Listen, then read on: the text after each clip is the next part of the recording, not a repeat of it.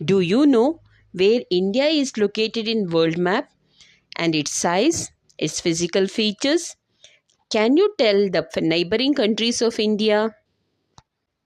Hello everyone, welcome to Spark by Sona. In today's video, let us learn about physical divisions of India from 7th standard part 1, Geography in English as well as Kannada. ನನ್ನ ಪ್ರೀತಿಯ ವಿದ್ಯಾರ್ಥಿಗಳೇ, ಎಲ್ಲರಿಗೂ spark by ಸೋನಾಗೆ ಸ್ವಾಗತ. ಇಂದು ನಾವು 7ನೇ ತರಗತಿಯ ಭಾರತದ ಭೌಗೋಳಿಕ ಲಕ್ಷಣಗಳು ಪಾಠವನ್ನು ಕಲಿಯೋಣ. India Geographical context. India is located entirely in the northern hemisphere. It is a peninsula of South Asia. In area, India is the 7th largest country and the second most populous in the world. But according to the statistics presented by UNO in 2022, there are discussions that India is at the first place in the world. It extends from Kashmir in the north to Kanyakumari in the south and from the Rann of Kutch in the west to the Arunachal Pradesh in the east. ಭಾರತವು ಪೂರ್ಣವಾಗಿ ಉತ್ತರಾರ್ಧಗೋಳದಲ್ಲಿದೆ. ಅಂದರೆ ಭೂಮಿಯ ನಡುವೆ ಸಮಭಾಜಕ ವೃತ್ತ ಹಾದು ಹೋಗುತ್ತದೆ. ನಿಮಗೆ ಗೊತ್ತದು. ಅದು ಭೂಮಿಯನ್ನು 2 ಭಾಗ ಮಾಡುತ್ತೆ. ಒಂದು ಉತ್ತರ ಭಾಗ, ಇನ್ನೊಂದು ದಕ್ಷಿಣ ಭಾಗ. ಅಂದರೆ ದಕ್ಷಿಣ ಗೋಳ, ಉತ್ತರ ಗೋಳ. ಹಾಗೆ ನೋಡೋದಾದರೆ ಭಾರತ ಏನಿದೆ ಅದು ಉತ್ತರಾರ್ಧಗೋಳದಲ್ಲಿ ಇದೆ. ಅಲ್ಲದೆ ನಮ್ಮ ಭಾರತವನ್ನು ಪೆನಿನ್ಸುಲಾ ಅಂತ ಕರೀತಾರೆ. ಪೆನಿನ್ಸುಲಾ ಅಂದರೆ ಏನು ಗೊತ್ತಾ? ಪೆನಿನ್ಸುಲಾ ಅಂದರೆ ಪರ್ಯಾಯ ದ್ವೀಪ. 3 ಭಾಗದಲ್ಲಿ ನೀರಿನಿಂದ ಆವೃತವಾದ ಅಥವಾ ಕವರ್ ಆದ ಪ್ರದೇಶವನ್ನು ಏನಂತಾರೆ? ಪೆನಿನ್ಸುಲಾ ಅಂತ ಕರೀತಾರೆ. ನೆಕ್ಸ್ಟ್, ಭಾರತವು ಪ್ರಪಂಚದ 7ನೇ ಅತಿ ದೊಡ್ಡ ದೇಶ. ಹಾಗೆ ಜನಸಂಖ್ಯೆಯಲ್ಲಿ ಪ್ರಪಂಚದ 2ನೇ ದೊಡ್ಡ ರಾಷ್ಟ್ರ ಆಗಿದೆ. ಆದರೆ 2022ರಲ್ಲಿ UNOದವರು ಒಂದು ಸರ್ವೆ ಮಾಡಿದ್ರು. ಅದರ ಪ್ರಕಾರ ಏನು ಹೇಳ್ತಾರೆ ಅಂದರೆ, ಭಾರತದ ಜನಸಂಖ್ಯೆಯಲ್ಲೂ ಕೂಡ ಭಾರತ ಜನಸಂಖ್ಯೆಯನ್ನು ನೋಡಿದರೆ ಭಾರತವೇ ಪ್ರಥಮ ಸ್ಥಾನದಲ್ಲಿದೆ ಅಂತ ಹೇಳ್ತಾರೆ. ಈಗ ನೋಡೋಣ ಭಾರತ ಎಲ್ಲಿಂದ ಎಲ್ಲಿಯವರೆಗೆ ಹರಡಿದೆ ಅಂತ. ಭಾರತವು ಉತ್ತರದ ಕಾಶ್ಮೀರ್ನಿಂದ ಹಿಡಿದು ದಕ್ಷಿಣದ ಕನ್ಯಾಕುಮಾರಿಯವರೆಗೆ, ಅದೇ ರೀತಿ ಪಶ್ಚಿಮದ ರನ್, ಕಚ್ನಲ್ಲಿರುವಂಥ ರನ್ನಿಂದ ಪೂರ್ವ ಭಾಗದಲ್ಲಿರುವಂತಹ ಅರುಣಾಚಲ ಪ್ರದೇಶದವರೆಗೂ ಕೂಡ ಇದು ಹರಡಿದೆ. The latitudinal extent is from 8° north to 37° north latitudes and 68° east to 97° longitude. The Tropic of Cancer passes through the center of India. ಭಾರತವು 8 ಡಿಗ್ರಿ ಉತ್ತರ ಅಕ್ಷಾಂಶ, ನೋಡಿ ಇಲ್ಲಿ ಬರುತ್ತೆ, 8 ತೋರಿಸ್ತಿದ್ದಾರೆ ನೋಡಿ, ಅಲ್ಲಿಂದ ಮುಂದೆ 37 ಡಿಗ್ರಿ ಉತ್ತರ ಅಕ್ಷಾಂಶದವರೆಗೂ, 10 ಡಿಗ್ರಿ ಪೂರ್ವ ರೇಖಾಂಶದಿಂದ ಹಿಡಿದು 97 ಡಿಗ್ರಿ ಪೂರ್ವ ರೇಖಾಂಶದವರೆಗೂ ಕೂಡ ಇಂಡಿಯಾ ಹರಡಿದೆ. ನೋಡಿ, ನಿಮಗೆ ಇಲ್ಲೊಂದು ಲೈನ್ ಕಾಣುತ್ತೆ, ರನ್ ಆಫ್ ಕಚ್ನಿಂದ ಮುಂದೆ ಹೋಗ್ತಾ ಇರೋದು. ಈ ಲೈನಿಗೆ ಟ್ರಾಪಿಕ್ ಆಫ್ ಕ್ಯಾನ್ಸರ್ ಅಂತ ಹೇಳ್ತಾರೆ, ಅಥವಾ ಕನ್ನಡದಲ್ಲಿ ಹೇಳೋದಾದರೆ ಕರ್ಕಾಟಕ ಸಂಕ್ರಾಂತಿ ವೃತ್ತ ಅಂತ. ಇದು ಇಂಡಿಯಾದ ಮಧ್ಯದಿಂದ ಪಾಸ್ ಆಗತ್ತೆ. The neighbouring countries of India are Pakistan and Afghanistan on the northwest, China, Nepal and Bhutan on the north, and Bangladesh and Myanmar on the east. Sri Lanka is on the southwest and is separated from India by Park Strait and Gulf of Mannar. ಭಾರತದ ನೆರೆಹೊರೆಯ ರಾಷ್ಟ್ರಗಳು ಯಾವ್ಯಾವುದು ಅಂತ ನೋಡೋಣ.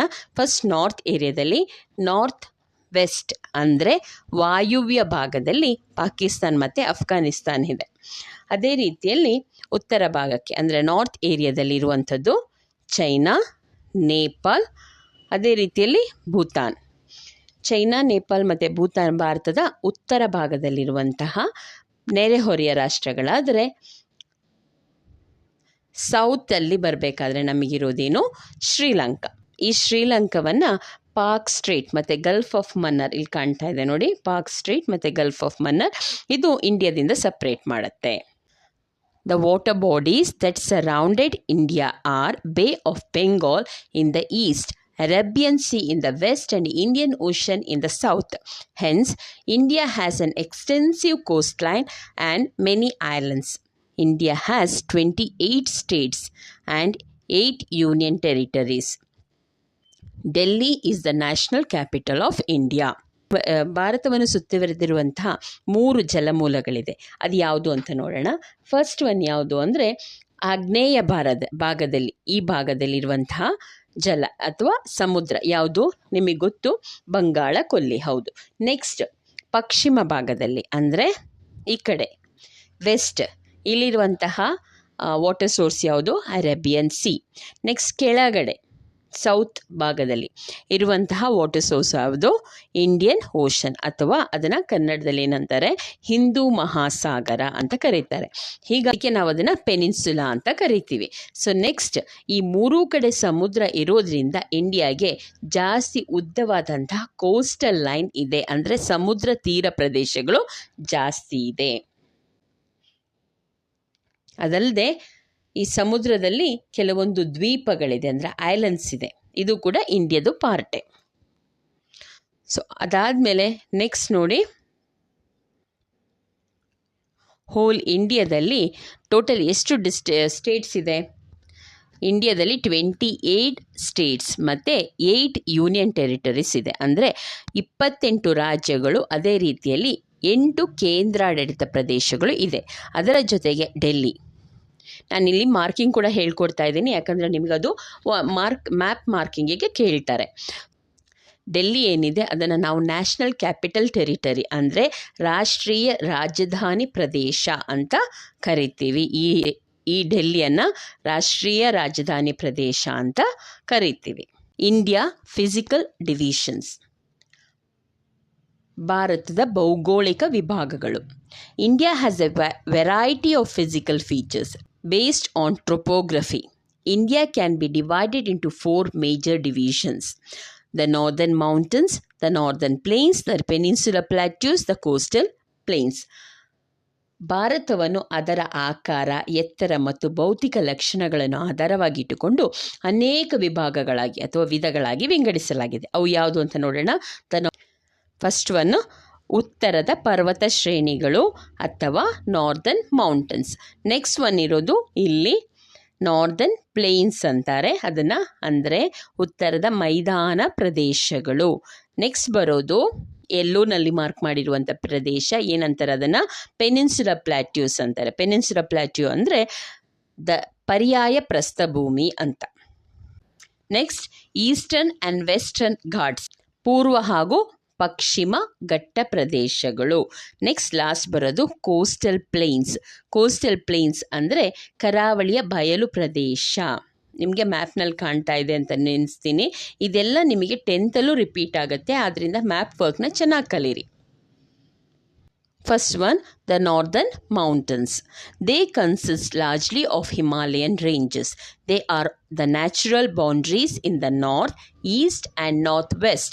They are the highest mountains in the world and covered with snow. They have the highest peaks, deep valleys, glaciers, mountain passes, etc.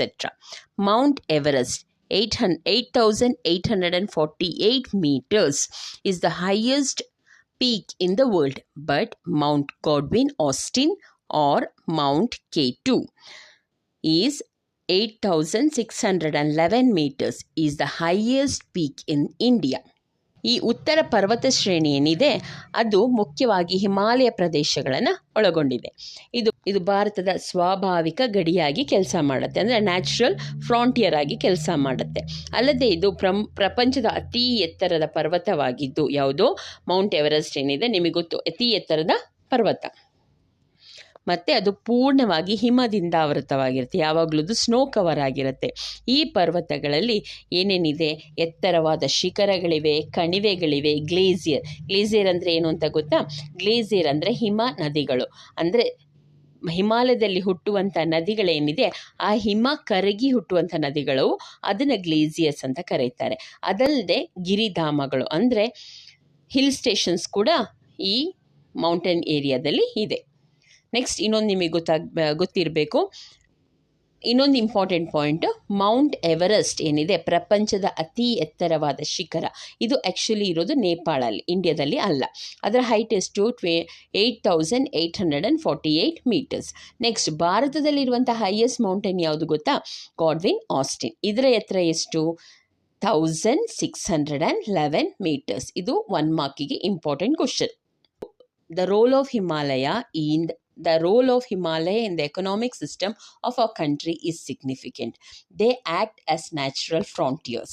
They prevent the cold wind from Central Asia from the blowing into India, and they check the monsoon winds and cause heavy rainfall in India. They are the birthplace of many rivers and home of many hill stations. ಈ ಹಿಮಾಲಯದ importance ಏನಿದೆ ಅದು 2 marks question ಆಗಿ ಬರುತ್ತೆ. So ಇಲ್ಲಿ ನೋಡಿ, ನಮ್ಮ ದೇಶದ ಆರ್ಥಿಕತೆಯಲ್ಲಿ ಹಿಮಾಲಯ ಅನ್ನೋದು ಬಹಳ ಪ್ರಮುಖ ಪಾತ್ರವನ್ನು ವಹಿಸುತ್ತೆ. ಯಾಕೆ ಅಂದರೆ ಅದರಲ್ಲಿ ಅದು ಸ್ವಾಭಾವಿಕ ಗಡಿ ಪ್ರದೇಶವಾಗಿ ಕೆಲಸ ಮಾಡುತ್ತೆ. ಫ್ರಾಂಟಿಯರ್ ಅಂದರೆ ಗಡಿಯಾಗಿ ಕೆಲಸ ಮಾಡುತ್ತೆ. ಅದರ ಜೊತೆಗೆ ಮಧ್ಯ ಏಷ್ಯಾ, ಸೆಂಟ್ರಲ್ ಏಷ್ಯಾದಿಂದ ಏನು ಶೀತ ಮಾರುತ ಅಂತಂದರೆ ಕೋಲ್ಡ್ ವಿಂಡ್ಸ್ ಏನು ಬ್ಲೋ ಆಗುತ್ತೆ, ಅದನ್ನು ಹಿಮಾಲಯ ಮೌಂಟೇನ್ಸ್ ಪ್ರಿವೆಂಟ್ ಮಾಡುತ್ತೆ, ಅಂದರೆ ಅಲ್ಲಿಗೆ ಸ್ಟಾಪ್ ಮಾಡುತ್ತೆ. ಹಾಗಾಗಿ ನಮಗೆ ತುಂಬ ಚಳಿ ಬರೋದಿಲ್ಲ. ಅದಲ್ಲದೆ ನೆಕ್ಸ್ಟು ನಮ್ಮ ಕಡೆಯಿಂದ ಬೀಸುವಂಥ ಮಾರುತಗಳೇನಿದೆ, ಮಾರುತ ಮೀನ್ಸ್ ವಿಂಡ್ ಏನು ಬ್ಲೋ ಆಗುತ್ತೆ, ಅದನ್ನು ಸ್ಟಾಪ್ ಮಾಡೋದ್ರಿಂದ ಇಂಡಿಯಾಗೆ ಮಳೆ ಕೂಡ ಚೆನ್ನಾಗಿ ಆಗತ್ತೆ. ಸೊ ಈ ಹಿಮಾಲಯ ಭಾರತದ ಹಲವು ನದಿಗಳ ಉಗಮ ಸ್ಥಾನ, ಅಂದರೆ ಹುಟ್ಟುವ ಸ್ಥಳ ಆಗಿದೆ. ಇಲ್ಲಿ ಏನು ತುಂಬ ನದಿಗಳು ಹುಟ್ಟುತ್ತವೆ. ಯಾಕಂದರೆ ಹಿಮಾಲಯ ನಿಮಗೊತ್ತು ಫುಲ್ಲು ಸ್ನೋಯಿಂದ ಕವರ್ ಆಗಿರುತ್ತೆ. ಆ ಸ್ನೋ ಕರಗಿ ಹೊಸ ನದಿಗಳು ಹುಟ್ಟುತ್ತೆ. ಆ ನದಿಗಳು ಯಾವಾಗಲೂ ತುಂಬಿ ಹರಿತಾ ಇರುತ್ತೆ. ನೆಕ್ಸ್ಟ್, ಅದಲ್ಲದೆ ಇಲ್ಲಿ ಬಹಳಷ್ಟು ಗಿರಿಧಾಮಗಳಿವೆ. ಗಿರಿಧಾಮಗಳು ಹೆಚ್ಚಾಗಿ ಟೂರಿಸ್ಟ್ ಅಟ್ರಾಕ್ಷನ್ ಕೂಡ ಆಗಿದೆ, ನಿಮ್ಗೆ ಅವೆಲ್ಲ ಗೊತ್ತಿದೆ. Next, the northern plains. Northern plains ಅಂದರೆ ಉತ್ತರದ ಮೈದಾನಗಳು. The northern plains are located between the Himalayas and Peninsula Plateau. They are formed by the alluvium deposited by the rivers Satluj, Ganges, Brahmaputra and their tributaries, which rise in the Himalayas. Thus, the plains are fertile, extensive and flat. They are very useful for the development of agriculture, industries, transport, towns, cities, etc. Due to all these advantages, the plains are densely populated. Northern plains Himalayan mountain range ಮತ್ತು peninsula plateau ಇದರ ಮಧ್ಯದಲ್ಲಿರುವಂತಹ ಪ್ರದೇಶ. ಇದು ಫಲವತ್ತಾದ ಮೆಕ್ಕಲು ಮಣ್ಣನ್ನು, ಅಲ್ವಿಯಂ ಸಾಯಿಲನ್ನು ಹೊಂದಿರುವಂಥ ಪ್ರದೇಶ. ಯಾಕೆ ಅಂದರೆ ಇಲ್ಲಿ ನೋಡಿ, ಈ ಮೇಲೆ ಹಿಮಾಲಯದಲ್ಲಿ ಏನೇನು ನದಿಗಳು ಹುಟ್ಟುತ್ತೆ ಅದೆಲ್ಲ ಹರ್ಕೊಂಡು ಬರಬೇಕಾದ್ರೆ ಅದು ತನ್ನ ಜೊತೆಗೆ ತರುವಂತಹ ಏನು ಅಲ್ವಿಯಂ ಡೆಪಾಸಿಟ್ ಇದೆ ಅಥವಾ ಮೆಕ್ಕಲು ಮಣ್ಣಿದೆ, ಇದು ಈ ಲ್ಯಾಂಡ್ ಫ್ಲ್ಯಾಟ್ ಆಗಿರೋದ್ರಿಂದ ಇಲ್ಲಿ ಅದು ಡೆಪಾಸಿಟ್ ಮಾಡುತ್ತೆ. ಹಾಗಾಗಿ ಈ ಲ್ಯಾಂಡ್ ಏನಿದೆ, ನಾರ್ದರ್ನ್ ಪ್ಲೇನ್ಸ್ ಏನಿದೆ, ಅದನ್ನು ಫರ್ಟೈಲ್ ಲ್ಯಾಂಡ್ ಅಂತ ಕರೀತಾರೆ. ಅದಲ್ಲದೆ ಈ ಏರಿಯಾ ಫ್ಲ್ಯಾಟ್ ಆಗಿದೆ, ಅಂದರೆ ಫಸ್ಟ್ ಹೈಟ್ ಇರುವಂಥ ಮೌಂಟನ್ಸ್ ಇದೆ. ನೆಕ್ಸ್ಟ್, ಈ ನಾರ್ದರ್ನ್ ಪ್ಲೇನ್ಸ್ನಲ್ಲಿ ಫ್ಲ್ಯಾಟ್ ಲ್ಯಾಂಡ್ ಆಗಿರೋದ್ರಿಂದ ನೀರು ಹರ್ಕೊಂಬಂದಿದ್ರಲ್ಲಿ ನೀರು ಮಾತ್ರ ಮುಂದಕ್ಕೆ ಹೋಗುತ್ತೆ. ಅದೇನು ತಗೊಂಬಂತ ನೀರು ಜೊತೆ ಏನೆಲ್ಲ ಹರ್ಕೊಂಬರುತ್ತೆ ಅದೆಲ್ಲ ಇಲ್ಲಿ ಡೆಪಾಸಿಟ್ ಆಗುತ್ತೆ. ಹಾಗಾಗೋದ್ರಿಂದ ಏನಾಗುತ್ತೆ ಅಂದರೆ ಆ ಏರಿಯಾ ತುಂಬ ಫರ್ಟೈಲ್ ಲ್ಯಾಂಡ್ ಆಗಿರುತ್ತೆ, ಅಂದರೆ ತುಂಬ ಫಲವತ್ತಾಗಿರುವಂತಹ ಬೆಳೆಗಳನ್ನು ಬೆಳೀಲಿಕ್ಕೆ ಯೋಗ್ಯವಾದ ಲ್ಯಾಂಡ್ ಆಗಿ ಬದಲಾವಣೆ ಆಗುತ್ತೆ. ಹಾಗಾಗಿರೋದ್ರಿಂದ ಈ ನಾರ್ದರ್ನ್ ಪ್ಲೇನ್ಸ್ ಏನಿದೆ ಅಲ್ಲಿ ಕೃಷಿ ಇರ್ಬೋದು, ಕೈಗಾರಿಕೆ ಇರ್ಬೋದು, ಸಾರಿಗೆ ಅಥವಾ ಟ್ರಾನ್ಸ್ಪೋರ್ಟ್ ಏನಿರುತ್ತೆ ಅದು ಬಹಳ ಚೆನ್ನಾಗಿ ಮುಂದುವರಿತಾ ಇದೆ. ಈ ಎಲ್ಲ ಕಾರಣದಿಂದ ಈ ನಾರ್ದರ್ನ್ ಪ್ಲೇನ್ಸ್ ಡೆನ್ಸ್ಲಿ ಪಾಪ್ಯುಲೇಟೆಡ್ ಆಗಿದೆ, ಅಂದರೆ ತುಂಬ ಜನ ವಾಸ ಮಾಡೋ ಪ್ರದೇಶ. ಯಾಕಂದರೆ ಅವ್ರಿಗೆ ಬೇಕಾದಂಥ ಎಲ್ಲ ಅನುಕೂಲಗಳು ಈ ಪ್ರದೇಶದಲ್ಲಿ ಸಿಗೋದ್ರಿಂದ ಇದು ಹೆವಿ ಪಾಪ್ಯುಲೇಟೆಡ್ ಏರಿಯಾ ಆಗಿದೆ. Next, third one, the peninsular plateau, ಪರ್ಯಾಯ ಪ್ರಸ್ಥಭೂಮಿ. The Peninsular Plateau is the most extensive of all the physical divisions of India. It is to the south of the North Indian Plains and mostly compressed of old hard rocks. The Narmada Sone Rift Valley divides the plateau into two plateaus. The northern part is known as Malwa Plateau and the southern part is known as Deccan Plateau. Narmada river ಏನಿದೆ ಅದು whole peninsular ಪ್ಲಾಟ್ಯೂನ 2 ಪಾರ್ಟಾಗಿ divide ಮಾಡುತ್ತೆ. First ಪಾರ್ಟ್ನ Malwa plateau ಅಂತಾರೆ, second ಪಾರ್ಟ್ನ Deccan plateau ಅಂತ ಕರೀತಾರೆ.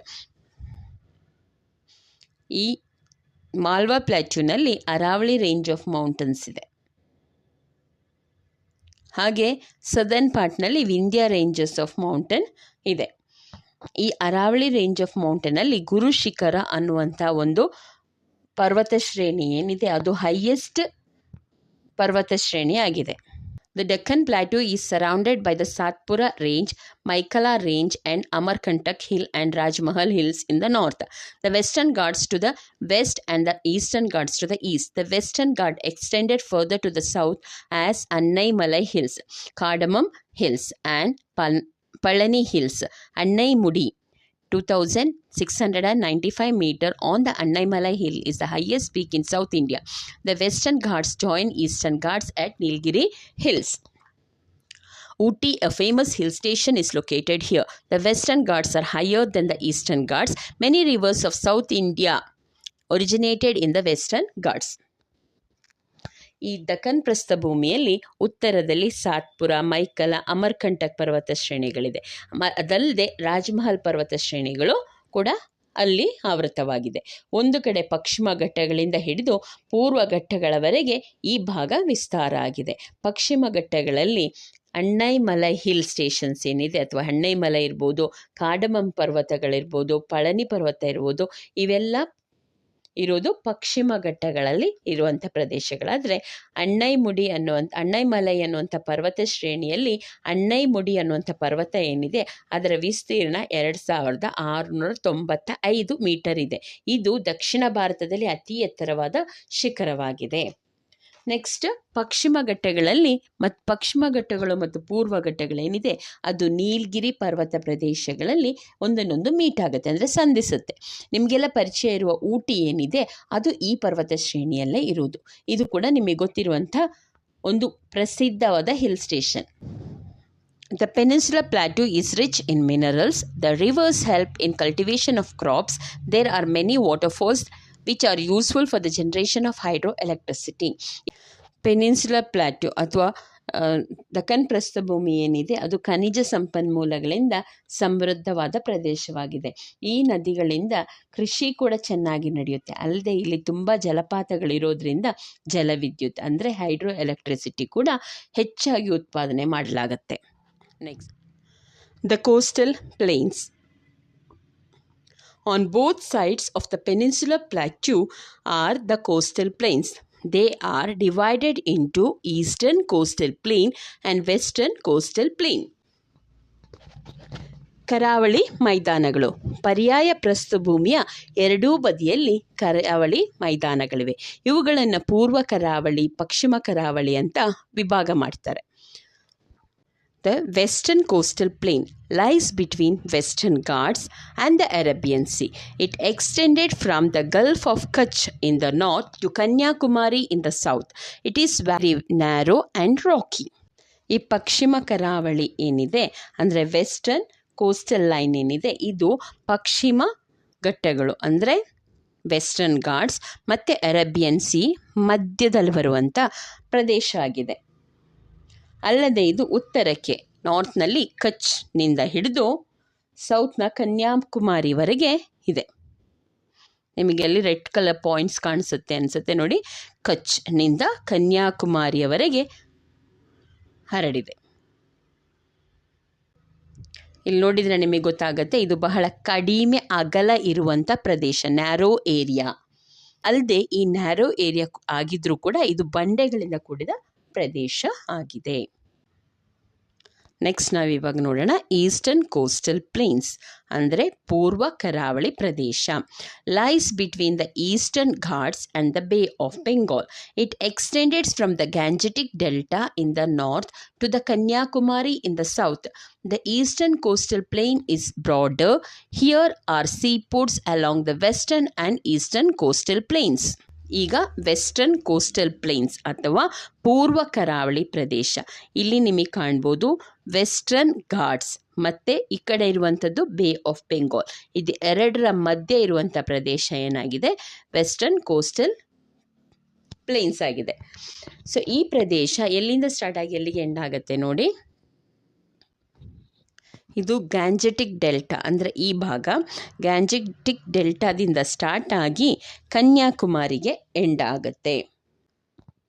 ಈ ಭಾಗ ಕಂಪೇರ್ ಮಾಡಿದರೆ ಅಂದರೆ ವೆಸ್ಟರ್ನ್ ಕೋಸ್ಟ್ ಮತ್ತು ಈಸ್ಟರ್ನ್ ಕೋಸ್ಟ್ ಕಂಪೇರ್ ಮಾಡಿದರೆ ವೆಸ್ಟರ್ನ್ ಕೋಸ್ಟ್ ಸಣ್ಣದಿದೆ, ನ್ಯಾರೋ ಆಗಿದೆ. ಈಸ್ಟರ್ನ್ ಕೋಸ್ಟ್ ಅಗಲವಾಗಿದೆ, ಬ್ರಾಡ್ ಆಗಿದೆ. ಅಲ್ಲದೆ ಈ ಎಲ್ಲ ಕೋಸ್ಟಲ್ ಏರಿಯಾಗಳಲ್ಲಿ ಬಂದರುಗಳು ಅಂದರೆ ಸೀ ಪೋರ್ಟ್ಸ್ ಇದೆ. ಇದು ಈ ಕಡೆ ಮಾತ್ರ ಅಲ್ಲ, ಎರಡು ಕಡೆ ವೆಸ್ಟ್ ಮತ್ತು ಈಸ್ಟರ್ನ್ ಎರಡೂ ಕಡೆ ತುಂಬ ಸೀ ಪೋರ್ಟ್ಸ್ ಇದೆ. ಇದು ನಮಗೆ ಸಮುದ್ರ ವ್ಯಾಪಾರಕ್ಕೆ ಬಹಳ ಸಹಾಯ ಮಾಡುತ್ತೆ. Next, the island groups. There are 247 islands in India, in Indian territorial waters, of which 204 are in Bay of Bengal. They are called as the Andaman and Nicobar Islands. The remaining 43 islands, namely the Lakshadweep Islands, are in the Arabian Sea. The Andaman and Nicobar Islands are made up of hard volcanic rocks. The Lakshadweep Islands are made up of coral sand. ಈಗ ಭಾರತ ಸಮುದ್ರ ಗಡಿಯಲ್ಲಿ ಒಟ್ಟು 247 ದ್ವೀಪಗಳಿವೆ. So ದ್ವೀಪ ಅಂದರೆ ಎಲ್ಲ ಕಡೆಯಿಂದ ನೀರಿನಿಂದ ಸುತ್ತುವರೆದಂಥ ಪ್ರದೇಶ ಅಂತ ಅರ್ಥ. ಐಲ್ಯಾಂಡ್ ಅಂತ ಹೇಳ್ತೀವಿ ನೋಡಿ, ಅಲ್ಲಿ ಐಲ್ಯಾಂಡ್ ಅಂತ ಹೇಳೋದು ನಾವು ಎಸ್ ಸೈಲೆಂಟ್. ಸೊ ಇವುಗಳಲ್ಲಿ ಈ 249 ದ್ವೀಪಗಳಲ್ಲಿ 204 ದ್ವೀಪ ಇರೋದು ಬಂಗಾಳ ಕೊಲ್ಲಿಯಲ್ಲಿ ಅಂದರೆ ಬೇ ಆಫ್ ಬೆಂಗಾಲಲ್ಲಿ. ಇಂಡಿಯಾದಲ್ಲಿರುವಂಥ 247 ದ್ವೀಪಗಳಲ್ಲಿ 204 ದ್ವೀಪಗಳು ಅಥವಾ 204 ದ್ವೀಪಗಳೇನಿದೆ ಅದು ಇರೋದು ಈ ಏರಿಯಾದಲ್ಲಿ. ಅದನ್ನು ನಾವೇನಂತ ಕರಿತೀವಿ, ಬಂಗಾಳ ಕೊಲ್ಲಿ ಅಂತೀವಿ. ಈ ಬಂಗಾಳ ಕೊಲ್ಲಿ ಅಥವಾ ಬೇ ಆಫ್ ಬೆಂಗಾಲ್ನಲ್ಲಿ ಈ 204 ದ್ವೀಪಗಳು ಇದೆ. ಇದನ್ನು ನಾವು ಆಲ್ ಟುಗೆದರ್ ಏನಂತ ಕರಿತೀವಿ, ಅಂಡಮಾನ್ ಆ್ಯಂಡ್ ನಿಕೋಬಾರ್ ಐಲ್ಯಾಂಡ್ಸ್ ಅಂತ ಕರಿತೀವಿ. ಅದೇ ರೀತಿಯಲ್ಲಿ ಇನ್ನು ಉಳಿದಂಥ 43 ಐಲ್ಯಾಂಡ್ಸ್ ಏನಿದೆ ಅದು ಅರೇಬಿಯನ್ ಸೀನಲ್ಲಿದೆ. ಅದನ್ನು ನಾವು ಟೋಟಲ್ ಆಗಿ ಏನಂತ ಕರಿತೀವಿ, ಲಕ್ಷದ್ವೀಪ್ ಅಂತ ಕರಿತೀವಿ. ಅಂಡಮಾನ್ ಮತ್ತು ನಿಕೋಬಾರ್ ಐಲ್ಯಾಂಡ್ಸ್ನಲ್ಲಿರುವಂಥ ದ್ವೀಪಗಳು ಅಥವಾ ಏನು ಐಲ್ಯಾಂಡ್ಸ್ ಇದ್ದಾವೆ ಅದು ವಾಲ್ಕ್ಯಾನಿಕ್ ರಾಕ್ಸ್ನಿಂದ ಮಾಡಲ್ಪಟ್ಟಿರುವಂಥ ದ್ವೀಪಗಳಾದರೆ, ಈ ಕಡೆ ಸೈಡ್ನಲ್ಲಿರುವಂಥ ಲಕ್ಷದ್ವೀಪ್ನಲ್ಲಿರುವಂಥ ಐಲ್ಯಾಂಡ್ಸ್ ಏನಿದೆ ಅದು ಹವಳದ ದಿಬ್ಬಗಳಿಂದ ಮಾಡಲ್ಪಟ್ಟಂಥ ದ್ವೀಪಗಳಾಗಿರುತ್ತೆ. Next, deserts. India has a desert known as the Thar Desert. It is located in the northwestern India. Nearly two-thirds of the desert is in Rajasthan and the rest is in Punjab, Haryana and Gujarat. There are some salt lakes called Palayas in the desert. There are many saline lakes which are the sources of common salt. Example, Sambar, Didwana and Sargol, etc. The Sambar lake is the largest lake in the India. ಈಗ next, dessert. ಈ ಏರಿಯಾನ dessert area ಅಂತ ಕರೀತಾರೆ. ಈ dessert ಏರಿಯಾನ ಇಂಡಿಯಾದ ಡೆಸರ್ಟ್ನ ಥಾರ್ ಮರುಭೂಮಿ ಅಂತ ಕರೀತಾರೆ. ಇದು ಭಾರತದ ವಾಯುವ್ಯ ಭಾಗದಲ್ಲಿದೆ, ಅಂದರೆ ನಾರ್ತ್ ವೆಸ್ಟ್ ಪಾರ್ಟ್ ಆಫ್ ಇಂಡಿಯಾದಲ್ಲಿ ಅಥವಾ ಭಾರತದ ವಾಯುವ್ಯ ಭಾಗದಲ್ಲಿ ಈ ಡೆಸರ್ಟ್ ಇದೆ. ಇದರಲ್ಲಿ ಈ ಹೋಲ್ ಡೆಸರ್ಟ್ನ 3 ಭಾಗ ಮಾಡಿದರೆ 3ರಲ್ಲಿ 2 ಭಾಗ ಅಷ್ಟಿರೋದು ಒಂದೇ ಒಂದು ಸ್ಟೇಟ್ನಲ್ಲಿ, ಅಂದರೆ ರಾಜಸ್ಥಾನದಲ್ಲಿ. ತುಂಬ ಏರಿಯಾ ಕವರ್ ಆಗೋದು ರಾಜಸ್ಥಾನದಲ್ಲಿ, ಸ್ವಲ್ಪ ಏರಿಯಾ ಪಂಜಾಬ್ ಮತ್ತು ಹರಿಯಾಣದ ಮಧ್ಯೆ ಡಿವೈಡ್ ಆಗಿದೆ. ಈ ಡೆಸರ್ಟ್ನಲ್ಲಿ ಉಪ್ಪು ನೀರಿನ ಸರೋವರಗಳಿದೆ. ಇದನ್ನು ಪ್ಲಾಯಸ್ ಅಂತ ಕರೀತಾರೆ. ಉಪ್ಪು ನೀರಿನ ಸರೋವರಗಳನ್ನು ಪ್ಲಾಯಸ್ ಅಂತ ಕರೀತಾರೆ. ಈ ಪ್ರದೇಶಗಳು ಉಪ್ಪು ಉತ್ಪಾದನೆ, ನಾವೇನು ಅಡಿಗೆಗೆ ಯೂಸ್ ಮಾಡ್ತೀವಿ ಉಪ್ಪು, ಅದರ ಉತ್ಪಾದನೆ ಅಥವಾ ಪ್ರೊಡಕ್ಷನ್ ಮಾಡೋದು ಈ ಸರೋವರಗಳಲ್ಲಿ ಉಪ್ಪಿನ ಪ್ರೊಡಕ್ಷನ್ ಮಾಡ್ತಾರೆ. ನೆಕ್ಸ್ಟ್, ಸಾಂಬಾರ್ ಮತ್ತು ದಿಡ್ವಾನ್ ಅನ್ನುವಂಥದ್ದು ಏನಿದೆ, ಈ ಸಾಂಬಾರ್ ದಿಡ್ವಾನ್ ಅನ್ನುವಂಥದ್ದು ಕೆಲವೊಂದು ಎಕ್ಸಾಂಪಲ್.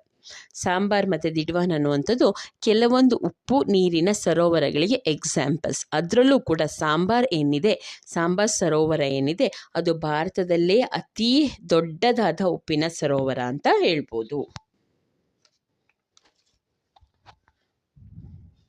ಓಕೆ, ಹಾಗಾದರೆ ಇವತ್ತಿನ ಲೆಸನ್ನ ನಾನು ಇಲ್ಲಿಗೆ ಸ್ಟಾಪ್ ಮಾಡ್ತೀನಿ. ನಾಳೆ ಕರ್ನಾಟಕ ಜಿಯೋಗ್ರಫಿಕಲ್ ಲೊಕೇಶನನ್ನು ಕಂಟಿನ್ಯೂ ಮಾಡ್ತೀನಿ. ಯಾರಿಗೆಲ್ಲ ಪಾಠ ಇಷ್ಟ ಆಯಿತು, ಅರ್ಥ ಆಯಿತು, ನನಗೆ ಒಂದು ಲೈಕ್ ಕೊಡಿ ಮತ್ತು ಕಮೆಂಟ್ನಲ್ಲಿ ನಿಮ್ಮ ಒಪಿನಿಯನನ್ನು ಶೇರ್ ಮಾಡಿ. ಹಾಗೆ ಯಾರೆಲ್ಲ ನನ್ನ ವಿಡಿಯೋನ ಸಬ್ಸ್ಕ್ರೈಬ್ ಮಾಡದೆ ನೋಡ್ತಾ ಇದ್ದೀರಾ, ಪ್ಲೀಸ್ ನನ್ನ ಚಾನಲ್ನ ಸಬ್ಸ್ಕ್ರೈಬ್ ಮಾಡ್ಕೊಳ್ಳಿ. ಮುಂದಿನ ವಿಡಿಯೋದಲ್ಲಿ ಭೇಟಿಯಾಗೋಣ. ಅಲ್ಲಿ thank you for watching. Happy learning.